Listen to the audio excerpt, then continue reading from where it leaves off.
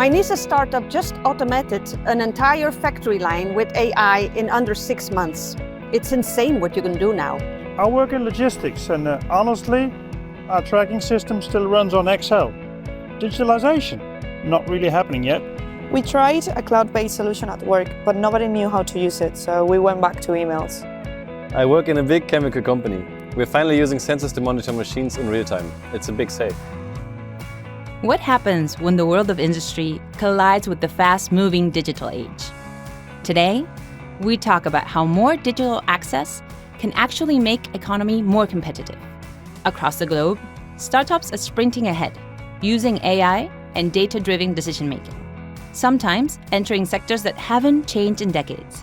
At the same time, legacy industries are trying to pivot, modernize, and stay relevant in a landscape that's evolving faster than ever. But here's the truth. Digital transformation isn't just about having the latest tech.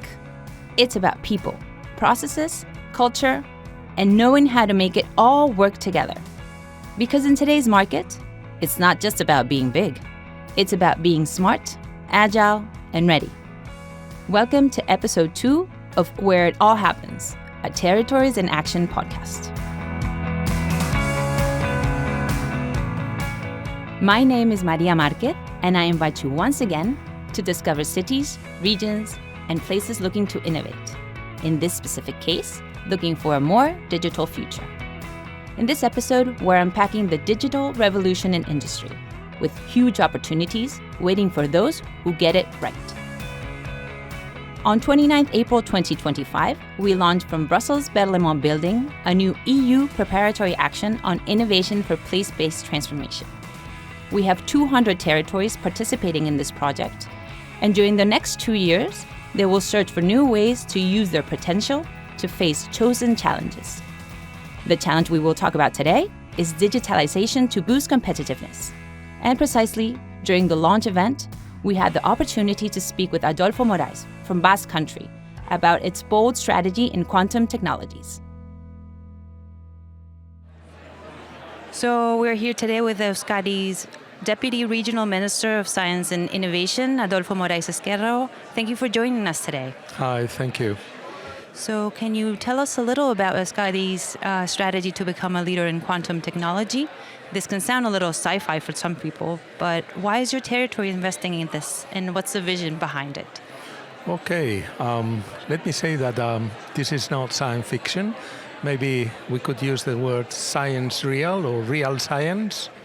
This is done probably for more than 25 years now, so it's from the 20th century that the Basque country started to dream on developing some kind of research on quantum science and technology, linking research with innovation and growing the industry and the use cases of quantum technologies in the Basque country. And one of the, let's say, outcomes of this long-term vision of the Basque region has been that we have managed to bring to the Basque country a quantum computer that is going to be one of the, let's say, most advanced quantum computers in the world, and it's a state-of-the-art computer that is scalable. So basically, we have a resilience vision also for the future, so that this quantum computer will help us for a very long time when these computers will be fault tolerant and when these computers will have a higher capacity than the ones they have now.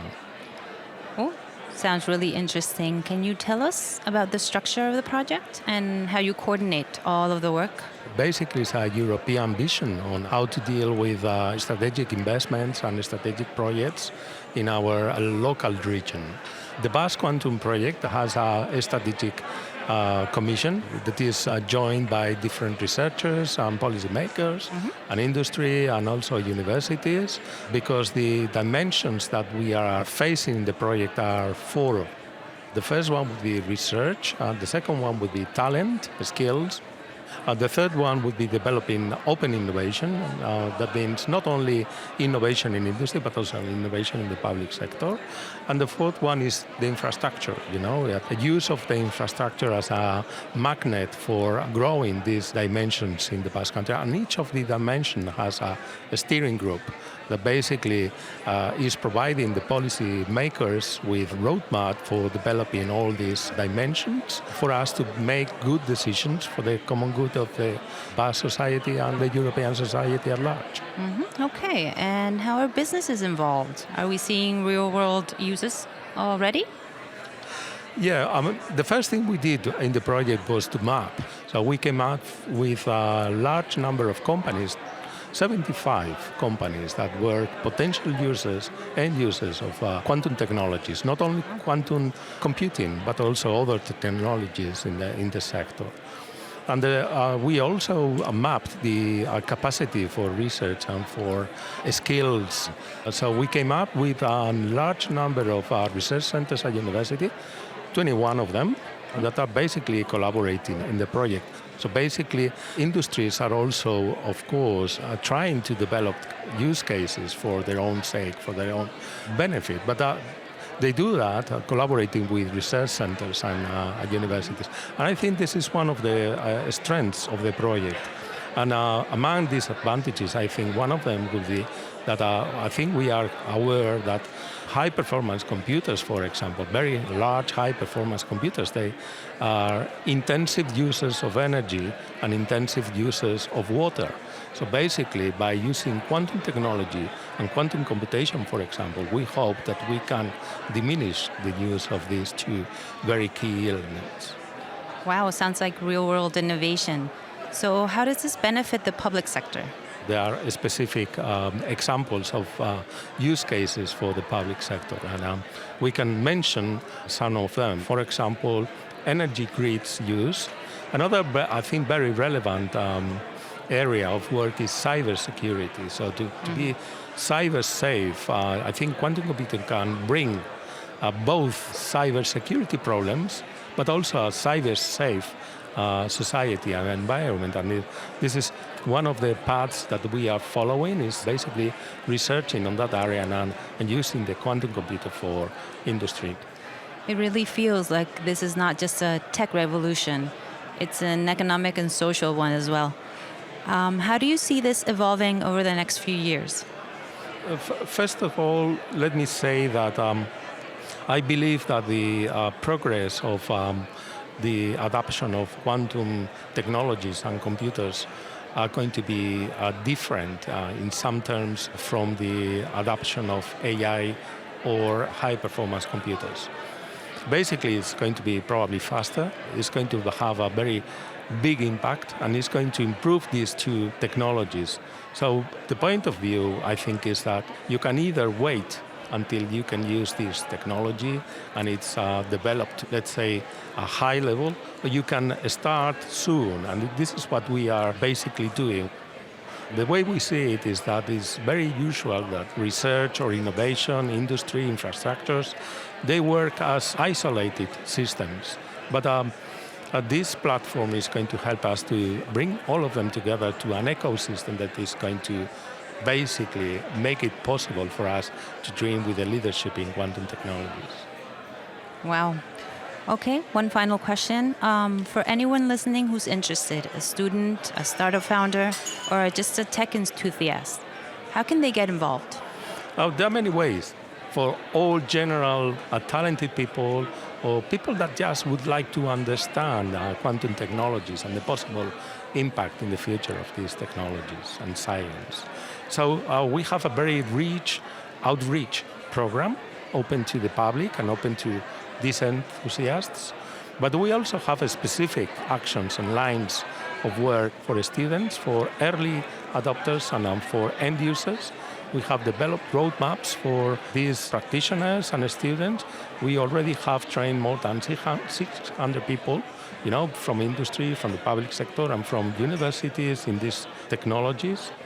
Our motto is to help new ideas develop in the Basque region. So we have specific programs for startups to grow and to grow their ideas in the Basque region. And one of the examples would be Multiverse Quantum Computing Company, which is a Basque startup in the quantum sector, and nowadays has more than 300 people working at the companies. Sounds very exciting. Thank you so much, Adolfo.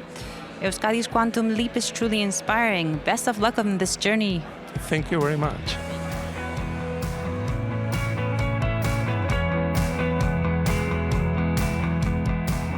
Very interesting conversation about Euskadi's strategy and how they're moving into the world of quantum technologies. But let's try to zoom out a bit, because digitalization isn't just about individual tools or startups. It's also about strategy, policy, direction. So how do governments and industry work together to build frameworks that support innovation?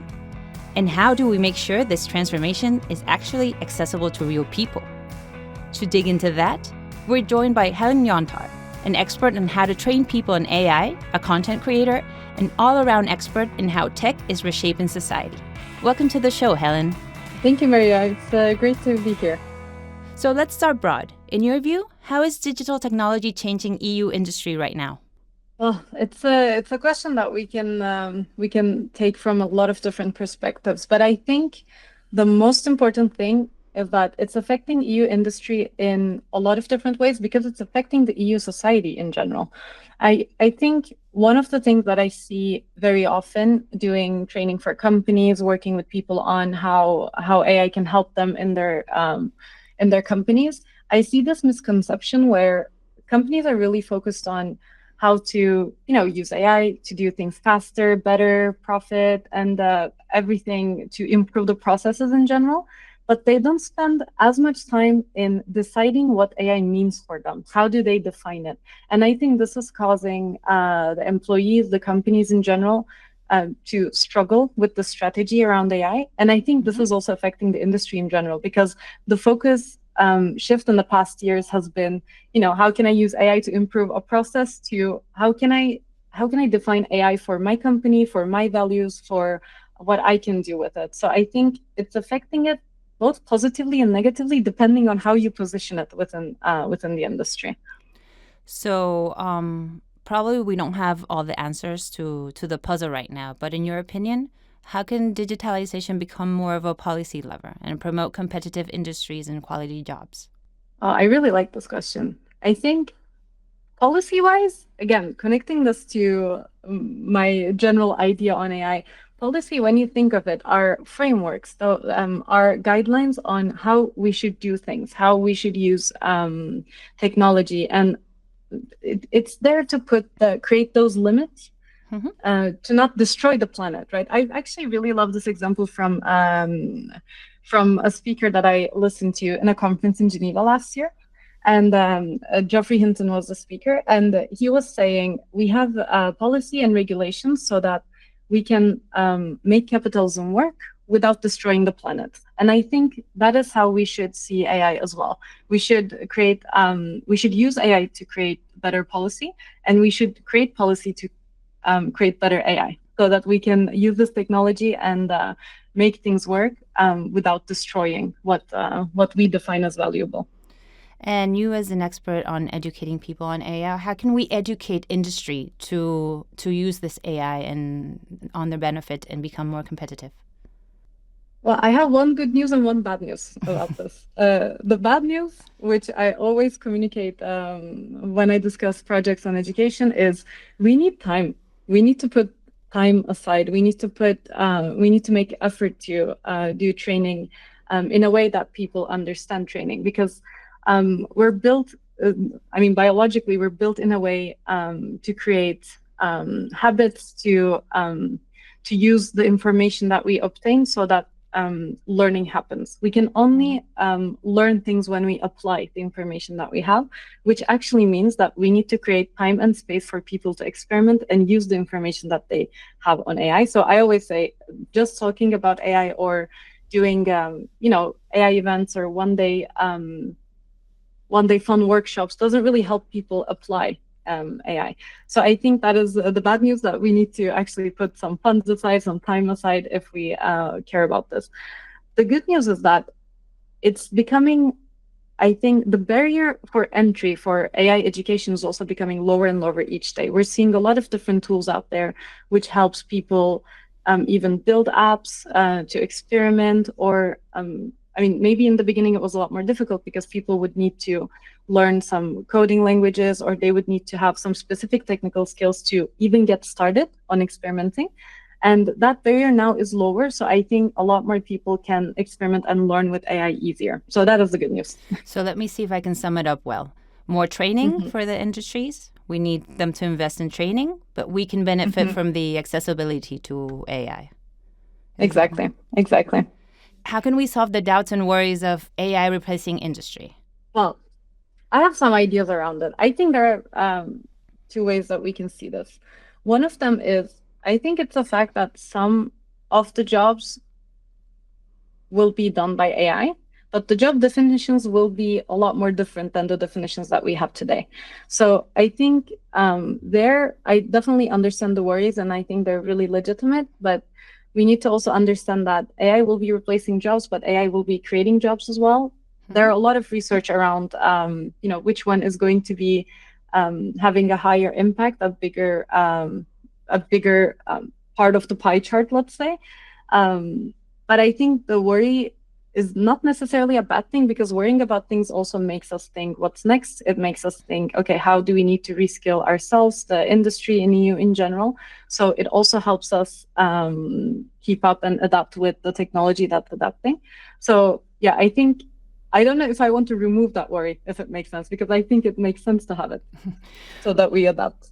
Okay, and we were talking before about accessibility. How can we make sure that these AI tools are accessible for everyone, not just for one group of people?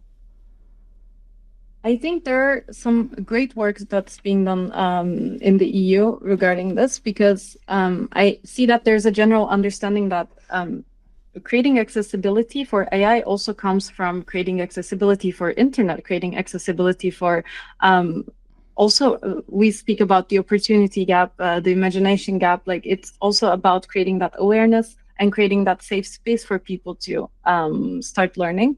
So I think the EU has a lot of great initiatives when it comes to that.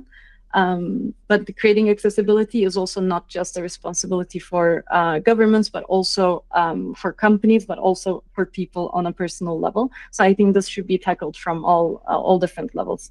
Okay. So final question.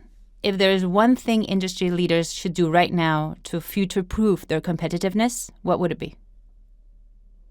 I think it would be not learning a specific tool. It's not learning how AI works in a specific ways, but it's creating a definition for you, for your company, for your industry when it comes to AI. Because if we say AI agents and someone thinks about a chatbot, some other thinks about a new coworker that's going to be a robot, then the conversation already starts at a different level. And without having the same level of understanding, we're not able to train, we're not able to communicate, we're not able to build anything. So I think the most important and first step is to define what AI means to you and how do you foresee AI and humans collaborate in the future. Once you decide that, I think the rest becomes a to-do list. But without that, the to-do list doesn't really bring you results. Helin, thank you so much for joining us today and for your time and insight. I hope to see you and talk to you real soon. Thank you very much, Maria. It was a pleasure for me to be here. So whether it's quantum, AI, or just smart design, the future is digital, and it's being built right now. Our new preparatory action begins a journey to explore the potential territories have to become ready for the future. Go ahead and subscribe to our podcast to continue discovering how 200 territories are exploring ways to face current challenges. Coming up next, climate change adaptation. Stay tuned to the next episodes of Where It All Happens.